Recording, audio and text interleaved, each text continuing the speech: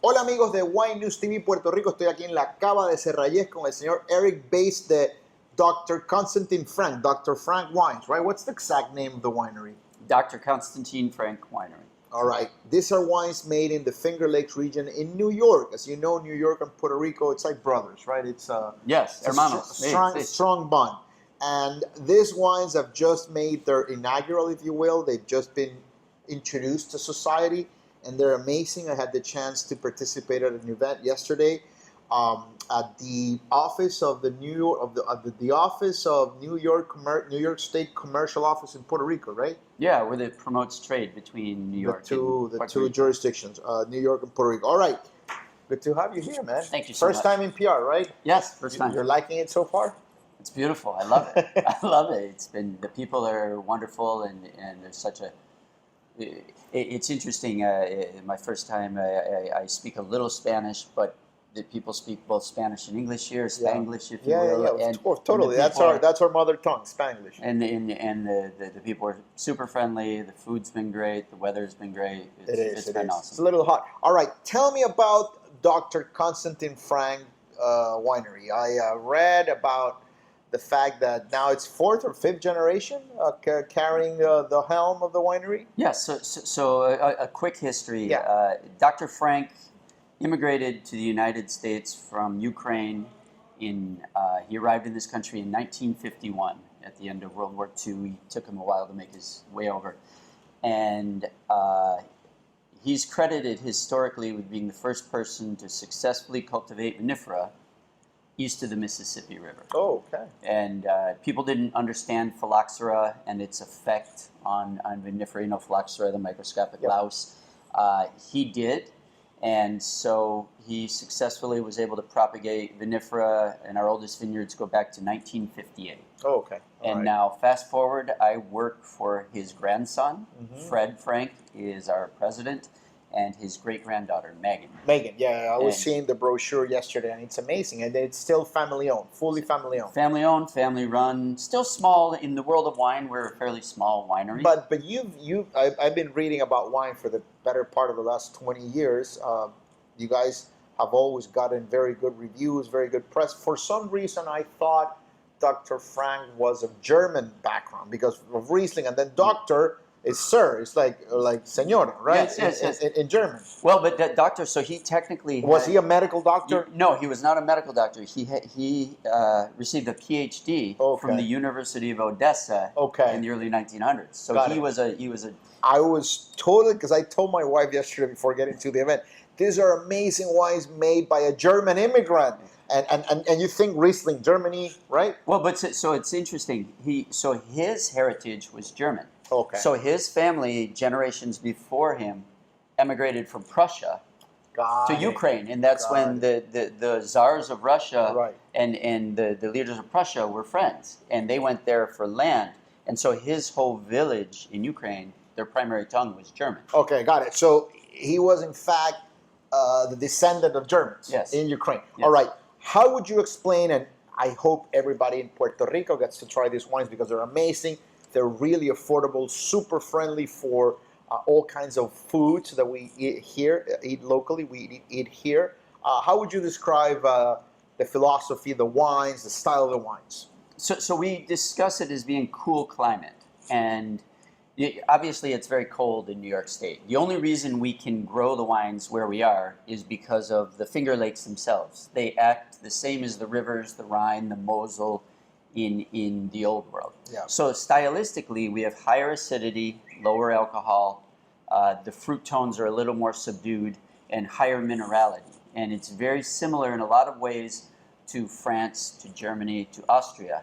However, I feel like our style of wine is slightly more fruit forward. That's the American part of it, right? The generosity. I love that. Yes, and I think it has to do with our winemaker as well, who is originally from California and has been with us for over 30 years. So stylistically, it's a very clean, fruit-forward, but still low alcohol, acidic, bright, Yeah, pretty wines. crisp, clean. Let's get into the Salmon Run, the first one. Cheers. Welcome to PR. Let's get into this Gracias. one. Oh, love the stone fruit here on the nose. There's a little bit of lychee fruit, some beautiful notes of that Riesling. Touch of tropical in it. Yeah, tropicality to it, of course. I just love Riesling.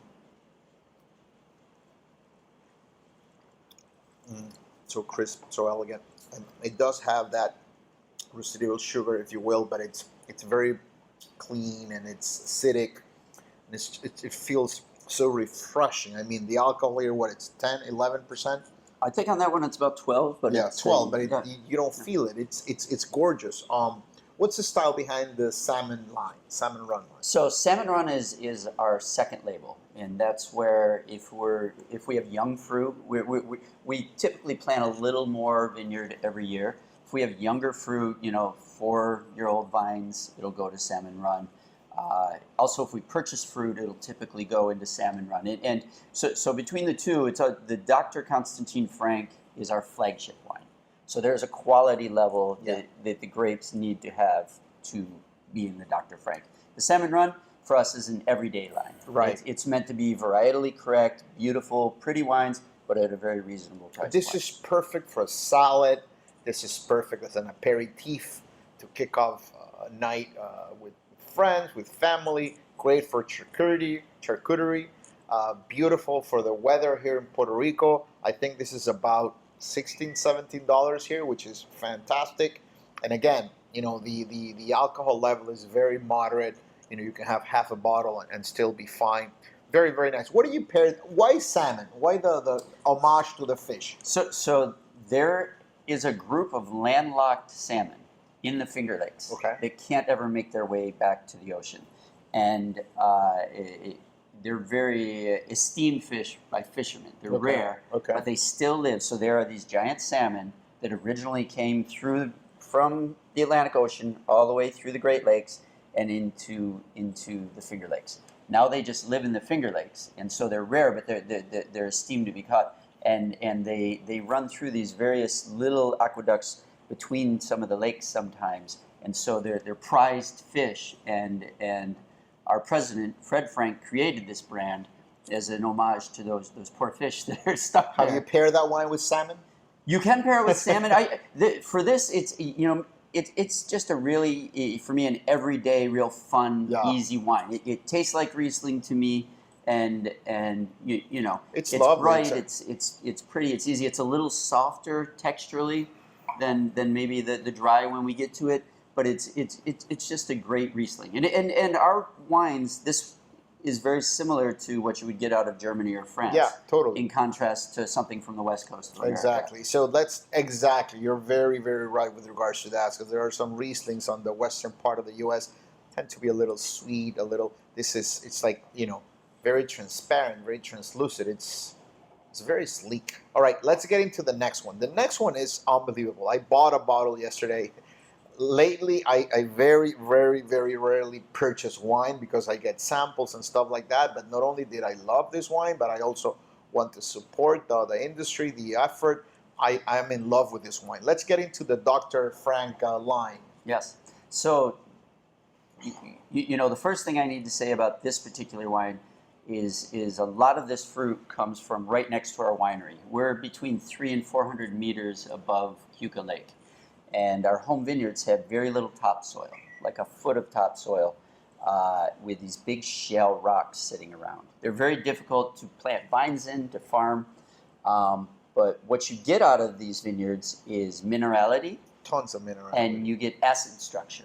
So this wine sings to those two identities. Yeah. And for me, I find that there's depth, there's different fruit tones, but the prevalent fruits in this lean more green, so more lime than lemon, more green apple than a riper apple.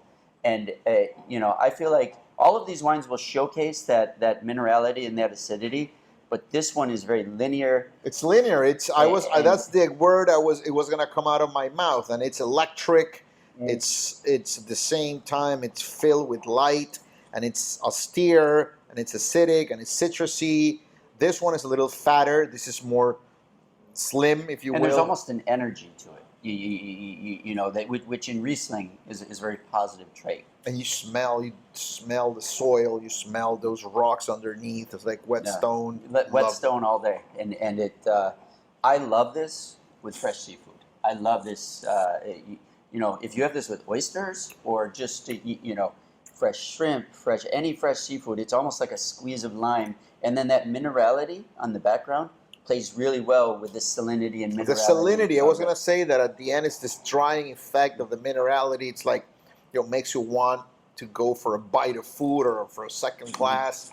It's thirst quenching. It's beautiful. This is a beautiful wine.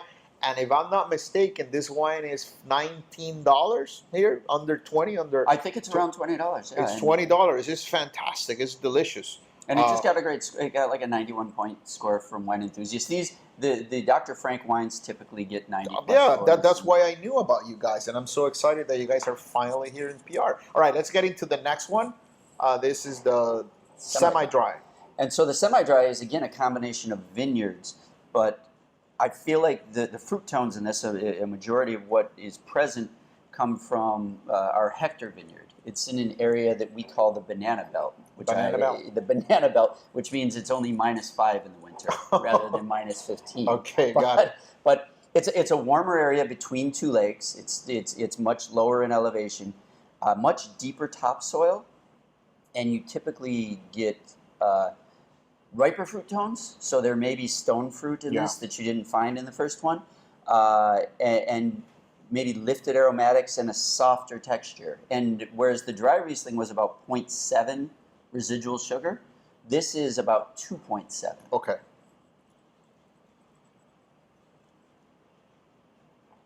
Again, there's this sort of commonality to the wines that they're so gracious on the palate. I mean, they make this entrance, which is so soft, and at the same time so elegant and mineral. And in spite of the fact that this is a little sweeter, it doesn't feel sweet. It feels fruity. Yes. It feels fruity. It feels balanced in spite of the residual sugar that you were just saying, because it has that acid structure in the back that sort of makes everything so sort of tightly knit. Delicious, delicious wine. Love this wine. What do you pair this with? Spicy food, sushi? So I love this with anything with a little bit of heat, anything with a little bit of spice, anything complex spice profiles like exotic Southeast Asian food, Indian food. Right, curry. Sings with this. Yeah, something with curry. You know, you have the Criolla food here. Here in Puerto Rico, Criolla, yeah. With pique, some pique. Any of those foods. It's also great with what you think about as a traditional cheese plate. If that cheese plate has multiple cheeses and then honey and some kind of fruit, it plays well with all of those sweet-sour things. Combination, which is awesome when you have like brie cheese with honey on top. Beautiful, beautiful wines. All three of them so far have been 100% Riesling, right? Yes. Okay, so let's get into the last one. If I'm not mistaken, I heard this one is a combination of 5 or 6 grapes. Yeah, and honestly, this changes a little bit year to year. Okay. So we don't typically, if you were to look at a tech sheet, we don't list what's in this. Okay. Okay. And why is that? Because it changes. So it changes for us, vintage to vintage, what we have available. And so stylistically, we're going for a very similar, same wine, if you will, vintage to vintage. And what is that style that you seek with this one, the rosé? We want it to be pretty, to reflect kind of the bleed, the sangre of the red grapes, but we want it to be floral, aromatic, pretty, and just good with food. It's amazing. I had it yesterday, and I was dying to eat like a burger with blue cheese. It's fantastic. Here, so typically, you know, the tint is usually, you know, it's a bleed from our reds, and so there's Pinot Noir here. There's Pinot Noir in there. Yeah, Cab Franc in there. There's, and in all honesty, it changes year to year. There's sometimes a little some white wine in there too. Do you guys make any still reds? Any like reds? Yeah. We make several. The past few vintages have constrained our supply, but eventually, you know, I expect to be bringing some reds down here. Maybe a Pinot or maybe a Cab Sauv. But right What's now, the alcohol content, the alcohol level in your reds? 13 point something? 13 and change, can Love get up to 14. Love Can that. get, I gotta on come visit you guys. I love these styles of wines. When I started doing wine blogging 17 years ago, I was really aiming for those chunky, big, sturdy, masculine, hair in the chest types of wine. Yeah, broad shoulders, pornographic giant. wines. Yeah, yes. Okay? Pardon what I'm saying. Now I go for lower alcohols, acidity, minerality.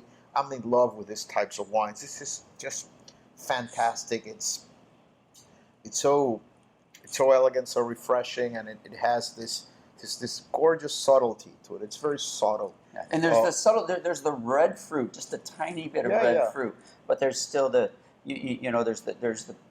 the other fruit tones, the pretty fruit tones like stone fruit are there, but there's just a little bit of red fruit, and then that floral side that you expect in a good rosé, and it's very good. It's a bit of best of both worlds, right? You have the acidity of the whites, the lemony character, and then the herb, the red fruit from the red grape. This is amazing. How many countries are you guys in? Like, how many states out of the 50? We're in about 36 markets. I'll count this as my 37th market. Awesome. And then outside of the United States, we export to a couple places in the Far East, and then we're in England, in Canada, right? But small quantities in most cases, and yeah, we have the age and tradition where we've been fortunate enough to go out into other markets, other states, and a couple other countries, but we're looking to continue that and continue what our offerings are here in Puerto Rico. Now that I have you here, and to wrap up, I want to ask you about climate change and how that has affected, because many years ago you would hear and read about places in the world where either were too cold to make wine or too cold to make high-end quality wines. How has that changed the landscape in the Finger Lakes? Are you able to make better reds now, or not necessarily? It's really interesting. Like so when I think about climate change, and the most succinct answer I've heard from people that I know who work in science is it doesn't necessarily have the same effect on every place. Right. But what I have noticed, and we've experienced this in the past several vintages, there's more drastic changes and more severe whatever you're getting, more severe thunderstorms, right, more severe heat waves, more. So we've had the variety of vintages, the past several. Are you picking earlier? Well, it depends on the vintage. So if I list through them, so 2020 was the hottest, driest vintage we've had in decades. Okay. So that meant we didn't have to worry about getting ripe. Usually in October, and that's usually a situation for you guys, as opposed to California, where ripeness is not an issue. Yes. For you, it is. But so in 2020, we were like, oh, we're plenty ripe, but the grapes didn't become phenolically ripe at the normal bricks. The seeds stayed green longer. So by the time we were able to pick and get the ripeness in the grapes, it lost a little bit of acidity, and the sugar levels were higher. So it was, although it was a good vintage, it was a very ripe vintage for us, which is totally atypical. It's not normal. Then 2021, classic normal vintage. But after that, since then, 2022, we had quite a bit of damage from hail. In 2023, just a month or month and a half ago, we had a frost that has never happened. Wow! So there's no black and or white answer. Yeah, so the vintages, year to year have been up and down and all over the place. There's a joke, that goes around the Finger Lakes that we'll be a Cabernet producing region in like 20 years. Exactly. But we'll be the new Napa. But we haven't seen that consistently. Yeah, so I don't know what's going to happen to answer your question, but it's definitely. It's making things challenging because there's no consistency across vintages in what we get to do. Last question: what has been the reception like here in Puerto Rico? The people you've talked with, the public's perception of the wines. It's been wonderful. I feel like so it's my job to spread the gospel, if you will. Yeah. I go around the country. I talk to people, and Puerto Rico is very similar to going to a place like California. Nobody really knows what to expect. So I just asked them to taste the wines. I kind of put put some ground rules or explanation about the way we make the wines, and then I ask them just to taste them. And they've been received very well. Multiple stops today, people are purchasing the wines.